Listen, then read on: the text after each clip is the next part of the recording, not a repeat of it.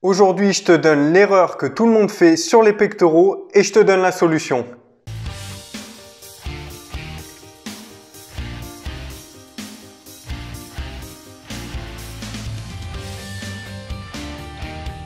Salut à toi, bienvenue dans cette nouvelle vidéo. Alors aujourd'hui, je vais te donner l'erreur que tout le monde fait sur les pectoraux. C'est une erreur qui va t'empêcher en fait de prendre rapidement des pectoraux. Alors, il y en a beaucoup qui la font et il y en a beaucoup qui ne savent pas pourquoi en fait ils ne prennent pas des pectoraux. Aujourd'hui, je vais te dire pourquoi et je vais te donner la solution.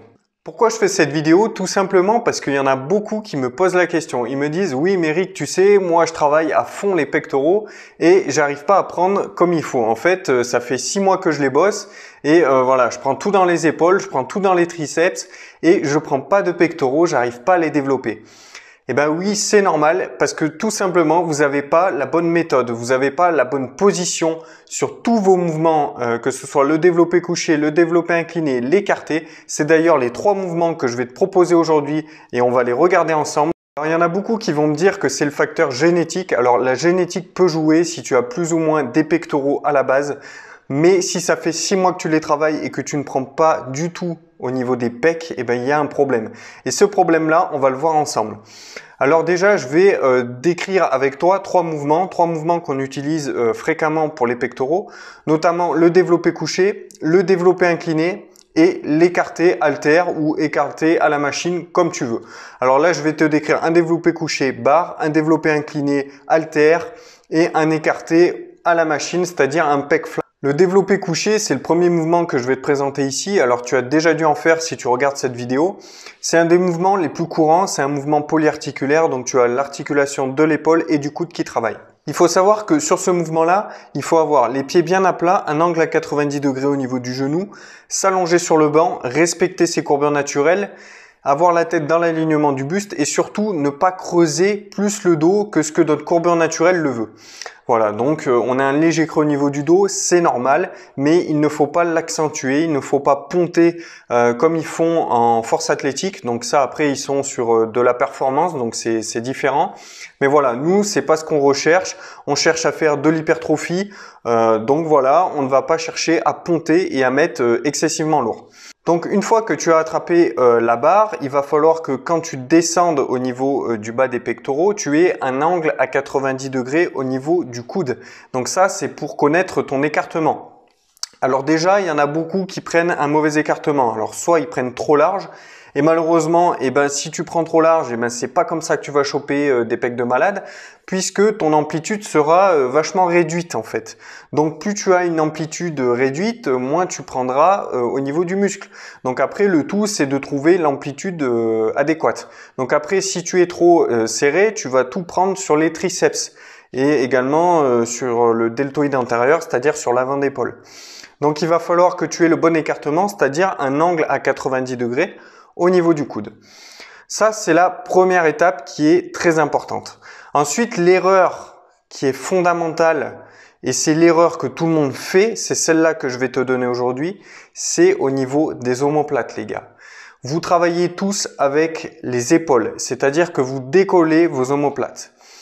Et forcément, si tu décolles tes omoplates et que tu montes la barre, c'est-à-dire avec les épaules, et ben forcément, tu prends tout dans les épaules et quasiment rien dans les pectoraux. Donc là, ce qu'on va faire déjà, c'est de baisser la charge. Parce que forcément, si tu as tendance à augmenter la charge, eh ben, tu vas compenser avec les épaules parce que tes pectoraux vont être fatigués et du coup, tu vas compenser avec les épaules. Donc, le but, c'est, moi, ce que je te conseille, c'est de baisser un petit peu ta charge. Donc, par exemple, là, bon, moi, j'ai 80 kg. Tu enlèves les 10 kg de chaque côté et puis, tu fixes bien tes omoplates.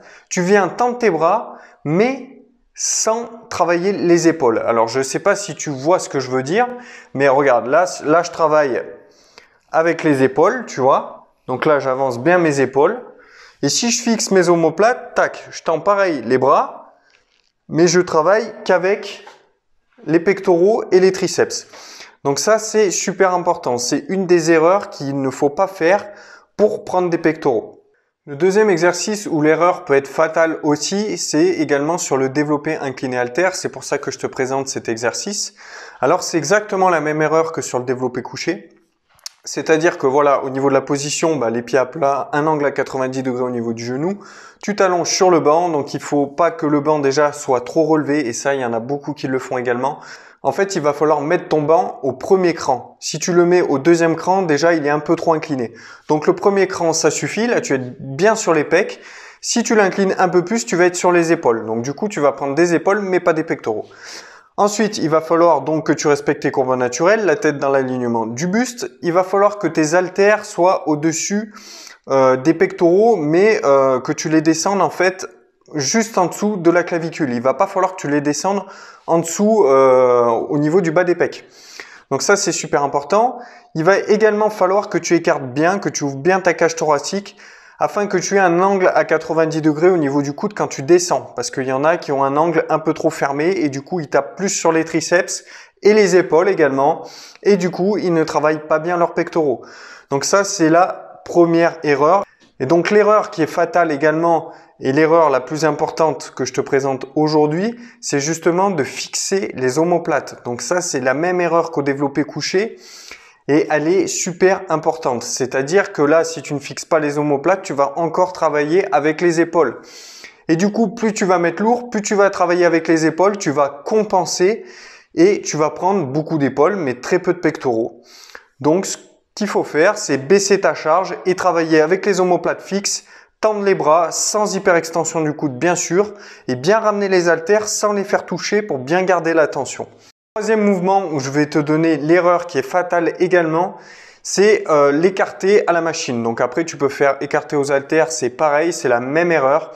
Donc là, il va falloir que tu aies les pieds bien à plat, un angle à 90 degrés au niveau du genou, les fesses bien au fond du siège, le dos droit, le respect des courbeurs naturelles, la tête dans l'alignement, toujours une contraction abdominale, ça c'est valable pour tous les mouvements. Il va falloir que tu aies les bras tendus sans hyperextension du coude et que tu aies à peu près épaules, coudes, poignets alignés. Ou sinon que tu aies les mains à peu près au niveau des pectoraux, au niveau du bas des pectoraux, mais pas plus bas, voilà.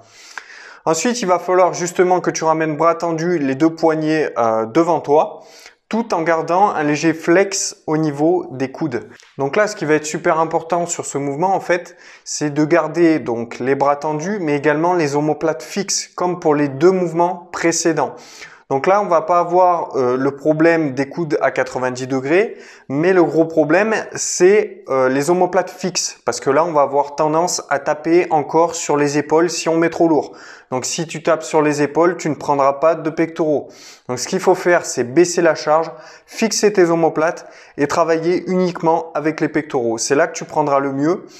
Et ça servira à rien de mettre lourd. Donc si tu arrives à garder tes omoplates fixes et à ne pas travailler avec tes épaules, tu vas pouvoir augmenter la charge.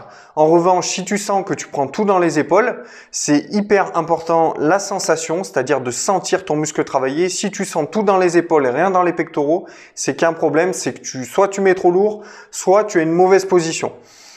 Voilà, donc là maintenant tu connais l'erreur que tout le monde fait sur les pectoraux. Donc maintenant, s'il te plaît, fais un effort et fais tes mouvements correctement. Cette vidéo est terminée, j'espère qu'elle t'a plu. N'hésite pas à me dire en commentaire si tu veux d'autres vidéos du même style. Je t'invite à me retrouver sur mes différents réseaux sociaux, Instagram et Facebook. Je t'invite aussi à t'abonner en bas de la vidéo, à mettre un pouce bleu et puis je te dis à la prochaine. Ciao!